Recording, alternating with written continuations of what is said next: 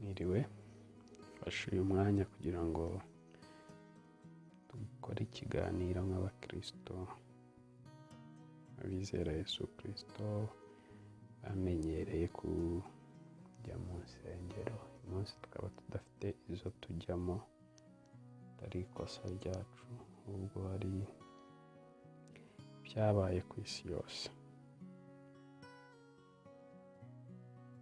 Nagira ngo tuganire ku bintu bitari byinshi cyane ariko by'ingenzi tureba nk'abakristo. Icya mbere ni uko muri iki gihe bigoranye. Biragoye kubwira umuntu ngo ntutinye, hari impamvu zo gutinya hirya no hino. Biragoye gufata umwanya muri iki gihe ngo wigishe abantu kwizera, utarabyize mbere. Muri iki gihe biragoye kubyumva no kubyizera, ariko icyizere kiracyahari. Kamere ku kintu kitandukanye, itandukaniro ryo kwizera actually ntabwo twakabaye twebwe bitubaho nk'abakristo, kuko ubwoba ni ikinyuranyo cyo kwizera. Ntabwo byakabaye bitubaho abantu bafite kwizera. Kenshi rero duterwa ubwoba n'ibyahise past, duterwa ubwoba n'ibiriho present, duterwa ubwoba n'ibizaza. Igihe cyose ukuye kwizera mu buzima bwawe nk'umukristo, ugiye kubaho ubuzima bw'ubwoba. Kandi niba uri umukristo ugira ubwoba, uri umukandida wo gukora ikintu icyo ari cyo cyose kibi cyakurinda ubwoba. Yego, hari ukuri, facts ziriho muri iyi si, hari ibyo tubona, hari ibyo twumva, ariko nk'abakristo ndagira ngo mbibutse ko our lives are not depending on facts. Our lives are in hands of God. Ko kuri ubuzima bwacu buri mu maboko y'Imana. Ibyo tubona kenshi hanze aha ngaha, ibyo twumva, ibyo twizera, ibyo tubona n'ibyo twumva birema uburyo tubonamo isi. Isi abantu bayibona bitandukanye bitewe n'ibyo bumva buri munsi. Ibyo dufeedinga minds zacu bigira uruhare rukomeye mu kurema ukuntu tubona isi yose muri rusange. Iyo ubuzima bwawe bwujuje biteye ubwoba, imibereho yawe izabaho uri umunyabwoba. Kwizera Imana bizaba ari ikintu kigoye cyane kuri we nk'umukristo, ariko Bibiliya idukangurira inshuro nyinshi yuko tugomba kwizera, yuko tugomba guhora dutekereza ibyo mu ijuru. Bibiliya idusaba inshuro nyinshi guhanga amaso yacu ku biri mu ijuru, kuzuza ibitekerezo byacu ibyo mu ijuru. Nibwo tuba amaso yacu atangira kubona ibintu mu buryo budateye ubwoba. Kenshi dutinya gutakaza control. Iyo ibintu bibaye, nigeze kubona post y'umu prime minister ngo mu Butaliyani avuga ngo we lost control. It's unfortunate and so disappointing kugera ahantu watura ko wari uzinze control, ariko the reality is we don't have control. Ukuri ni uko nta control tugira ku bintu byose. Bibaho bikatubaho, tukabibona bikatugeraho, ariko gutekereza ko dufite control ku kintu icyo ari cyo cyose ni ukwibeshya. Imana yonyine niyo ifite control mu biganza byayo, niyo itegeka ibitugeraho, ikabyemerera ko bitugeraho ku mpamvu zayo dushobora kumva nonaha cyangwa dushobora no kutazumva rwose. Niyo mpamvu ibintu byose iyo tugiye kubishakira meaning outside the hands of God, we mess them up.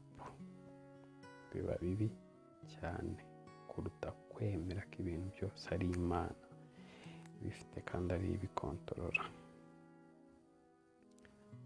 Hari ikintu nshaka tuganiraho cyane by'umwihariko ku buzima bwa Pawulo, wenda bushobora kuduha n'icyerekezo cy'ukuntu tubaho muri iki gihe.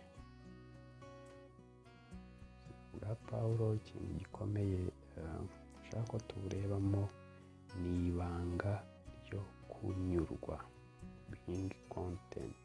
Ni icyanditswe tuzi cyane kiri mu Bafilipi 4, kenshi duhera kuri 13 tukagerageza kuzuzamo ibyo twishakira, twitekerereza, rimwe na rimwe bikatakaza icyo cyanditswe cyose muri context yacyo.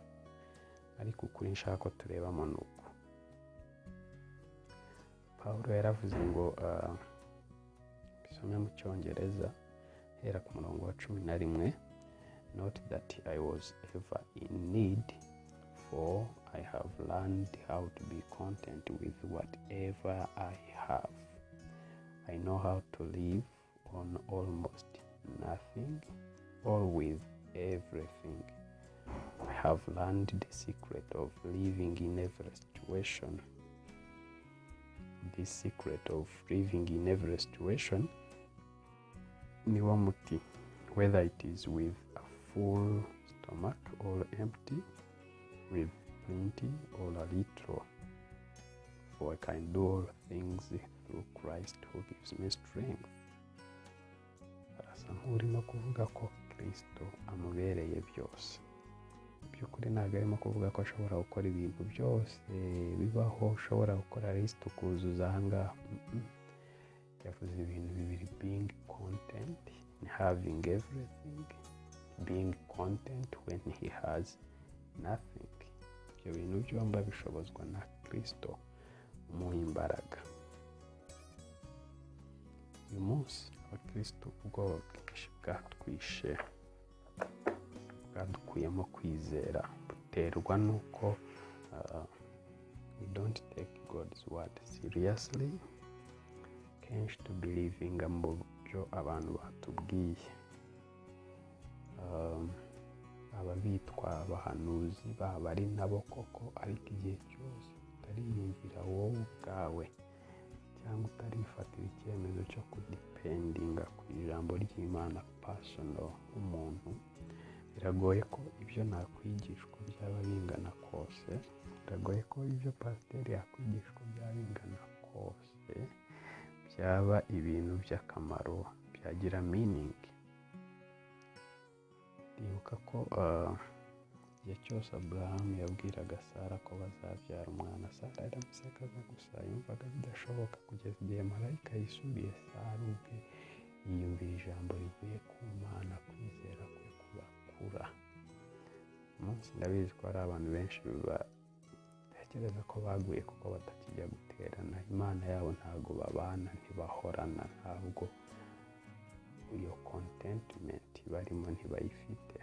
Ariko uyu munsi ndashaka kuvuga ngo twige kuba content with Christ. He is enough.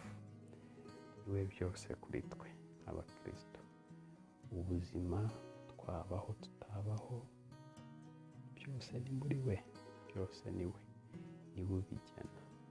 Kugira ngo mbibutse ko kandi mbivuge rwose mbikomeje ko nta deni na rimwe Imana itubereye igomba kutwishyura no kuturinda n'ubuntu bwayo. Ishatse mu gitondo yabyuka, nubwo itajya iryama ariko ikisubiza kubaho kose. Ariko uyu munsi twibagiwe gusenga, tuyijya imbere buri gihe tuyishyuza, twibagiwe kuyiramya, aricyo gikwiriye. Iyo secret of being content imaze kuzura umutima wawe, ni ukuvuga ngo ikikubayeho cyose, uko cyaba kireshya kose, uko cyaba kingana kose, ntabwo kijya kibasha kumira uburemere n'ubunini bw'Imana, ahubwo buri gihe nibwo buhora bukuzura, ukayiramya nk'udafite ikibazo n'ubwo gihari. Ndabizi hari byinshi uyu munsi twahangaho amaso, maybe ushobora no gutekereza ku muti wo kunyurwa kwawe ari uko wakwihana ibyaha byose, utekereza ukumva bimazeyo, ariko umuti nyawo utuma umuntu yumva ari contented, wumva uri full, wumva nta empty gap, nta empty space iri muri wowe. Fill yourself with Christ, fill your heart with Christ, feed on his word, let his word fill you. Umutima wawe wuzura ijambo ryayo, aricyo uvuga, aricyo wibwira ku manywa na nijoro, ntabwo uzabona umwanya wo guhangayikira ibindi.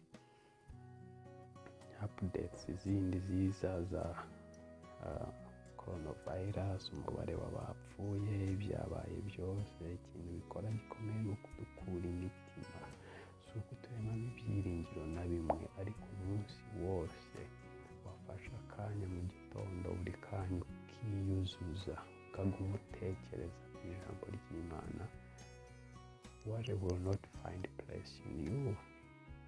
Kuramya bizaba response regardless of what is happening. Ntabwo turamya Imana kubera yuko hari ibintu byose byagenze neza, oya. Kuramya Imana tubikora kubera yuko bikwiriye gusa. Tutaragera aho ngaho ntabwo turaba abakristo. Tutaragera kuri point yo gutekereza ko kuramya Imana ari igikorwa gikorwa gusa kubera yuko ibikwiriye. We are not there and need to be there. Kubera aho tuzavuga nka Pawulo tukavuga ngo nize kunyurwa, naba mfite byose, naba ntacyo mfite, Kristo niwe ubinshoboza, Kristo ambereye byose. Nibaha umugisha kandi bakomeze.